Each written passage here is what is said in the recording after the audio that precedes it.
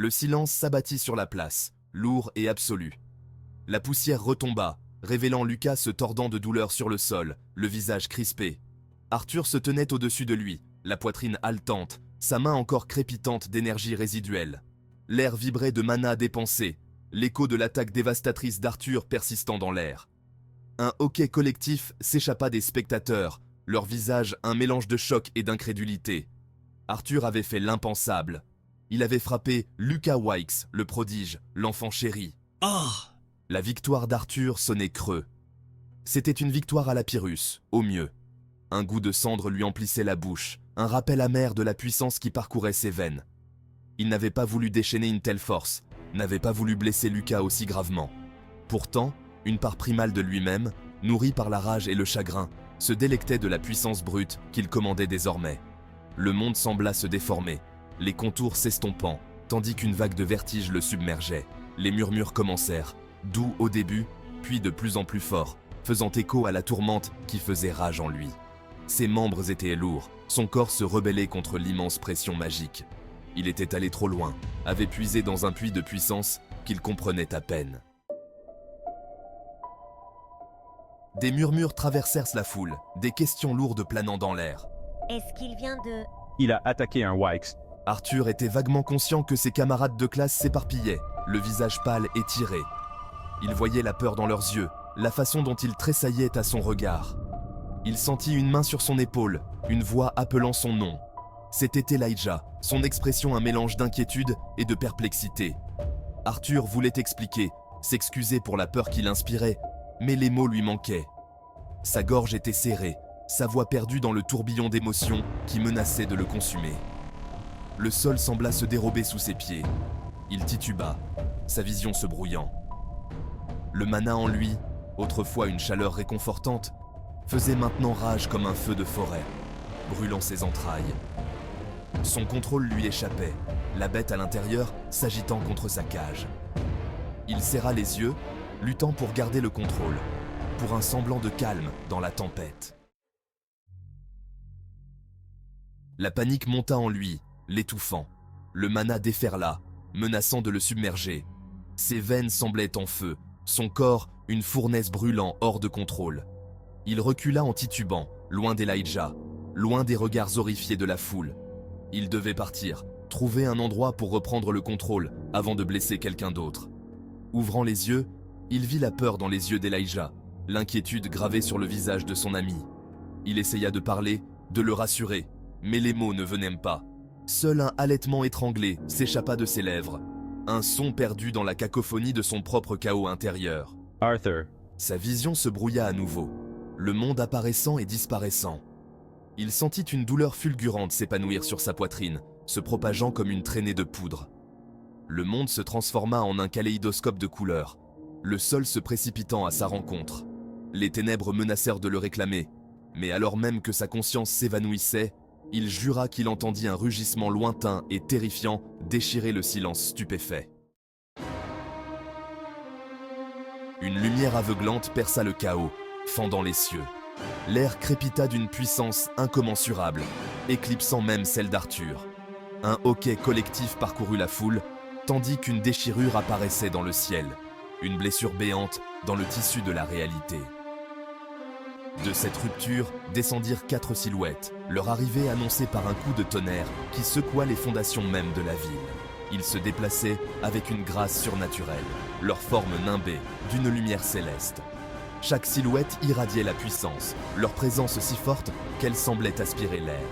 Ces êtres n'étaient non pas de ce monde, c'était une évidence. La peur, primale et instinctive, s'empara du cœur de chaque spectateur. 3 des silhouettes atterrirent avec grâce sur le sol, leurs expressions indéchiffrables. La 4e silhouette, cependant, resta suspendue dans les airs, son regard fixé sur la forme prostrée d'Arthur. Ses yeux, brillant d'une lumière éthérée, semblaient y percer Arthur à jour, lisant son âme. L'air vibrait d'anticipation, le silence lourd de paroles non dites et d'un jugement imminent.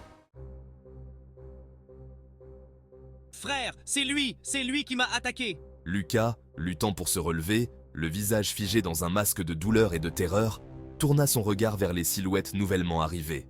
La reconnaissance se lisait sur son visage, ses yeux s'écarquillant d'incrédulité. Il est dangereux. Il faut l'arrêter. Ces mots, empreints de désespoir et d'accusation, restèrent suspendus dans l'air. Les 3 silhouettes au sol déplacèrent leurs regards vers Arthur, leurs expressions indéchiffrables. La silhouette dans les airs, cependant, resta impassible, son regard inébranlable. Son silence était plus assourdissant que n'importe quel coup de tonnerre, plus lourd que n'importe quel jugement rendu. Il est dangereux. Il faut l'arrêter. Lucas poursuivit, sa voix se brisant dans un mélange de douleur et de peur. Il tituba vers la silhouette qu'il avait appelée frère, la main tendue, comme pour chercher du réconfort, une protection.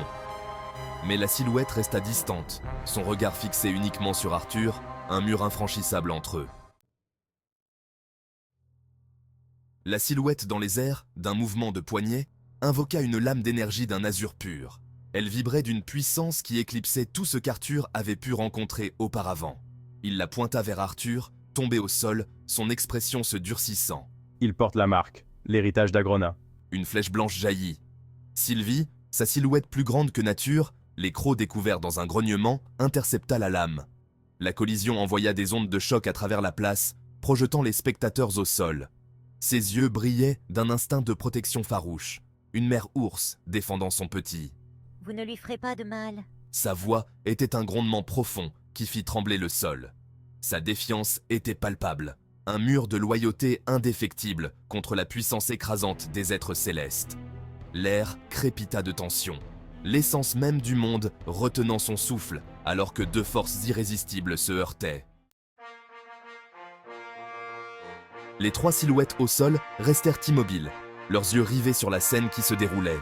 L'une d'elles, une femme aux longs cheveux argentés, prit la parole pour la première fois, sa voix empreinte d'une autorité glaciale. « Écarte-toi, Sylvie. Ceci est une affaire qui concerne les lances. » Sylvie, cependant, tint bon, son corps un bouclier entre Arthur et les êtres célestes.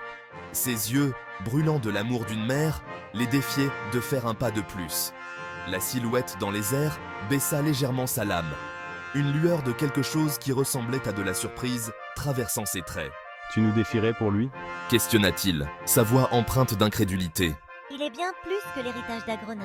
Il est Arthur Lewin, et je ne vous laisserai pas lui faire de mal. » Ces mots restèrent suspendus dans l'air, à la fois un défi et un plaidoyer. Le destin d'Arthur, le poids de ses actes et le jugement des êtres célestes étaient en jeu. La femme aux cheveux argentés s'avança, posant une main sur le bras de la silhouette à la lame d'azur. Il se tourna vers elle, son expression indéchiffrable. Une conversation silencieuse eut lieu entre eux, un échange d'énergie subtile qui fit passer un frisson dans le dos des spectateurs. Finalement, la silhouette baissa sa lame, la lumière azur s'estompant. « Il viendra avec nous. » déclara-t-il, sa voix perdant de sa dureté, remplacée par une résignation lasse. Avant que Sylvie ne puisse protester, 2 des silhouettes se déplacèrent avec une rapidité impossible à suivre. Elles atteignirent Arthur en un instant, leurs mains brillant d'une douce lumière guérisseuse. Les yeux d'Arthur s'ouvrirent, sa vision floue. Il vit des silhouettes penchées au-dessus de lui, leur visage un mélange d'inquiétude et de familiarité. Le visage baigné de larmes de sa mère apparut, sa main posée doucement sur sa joue. À côté d'elle se tenait Eliane, l'air peiné mais soulagé. Leur présence, leur toucher, l'ancrèrent à la réalité, à une lueur d'espoir dans le maelstrom de confusion. Il fut emmené, son corps encore faible, son esprit vacillant. Le monde devint un flou de couleurs et de sons, ses sens submergés.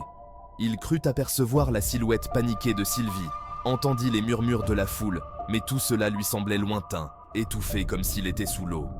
Son corps le faisait souffrir, une douleur sourde qui faisait écho au tumulte de son âme. Il se retrouva debout devant les 4 silhouettes, leur présence encore plus imposante de près.